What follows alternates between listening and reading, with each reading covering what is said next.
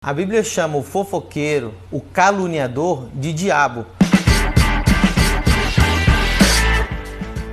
Já aconteceu com você de você ter uma má visão de uma pessoa pelas coisas que algumas pessoas falavam dela e depois você chegou a conhecer ela pessoalmente e você falou, cara, nada a ver, essa pessoa é uma pessoa super legal, uma pessoa super honesta, uma pessoa super humilde, e você tinha ouvido um monte de coisa ruim a respeito dela? Quando você conhece a pessoa pessoalmente, você percebeu que tudo que você ouviu era errado. Quando você lê a palavra de Deus lá em 2 Timóteo, capítulo 3, sem afeto natural, irreconciliáveis, caluniadores. Essa palavra caluniadores aqui é a mesma palavra que diabo. A tradução dela no grego é diabolos. Quando a Bíblia diz assim, resistir o diabo e ele fugirá de vós, essa palavra diabo é a mesma palavra que aparece aqui em caluniador. Então quando a pessoa ela é um fofoqueiro, quando ela é um caluniador, ela é pior do que um demônio.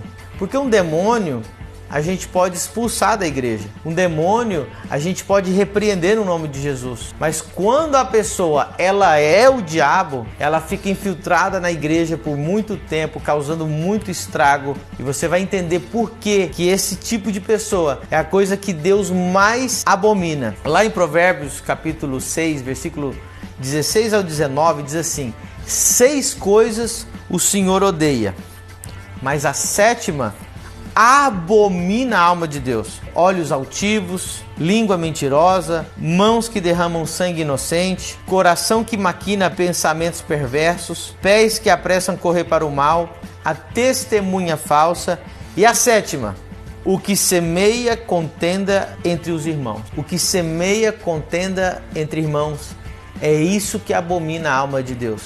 Se você vê a lista das 6 coisas que Deus odeia e a 7ª, que é a pior que todas, entre essas 6 diz assim, aquele que derrama sangue inocente.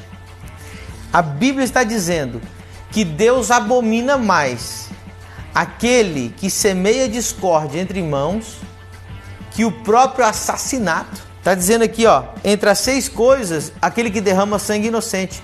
Mas a 7ª, que é semear discórdia entre irmãos, Deus abomina mais do que isso. Então, para você ver a gravidade do que é um caluniador, a armadilha que nós não podemos cair é que você ouve uma coisa dessa pessoa e você repassa. Então você está sendo conivente com o diabo. Você está sendo parceiro daquele que está semeando fofoca. É fácil identificar um fofoqueiro. Normalmente você vai ver as frases que ele começa. Nem te conto, você não sabe da última, você não vai acreditar. Não é querer falar mal de fulano, mas...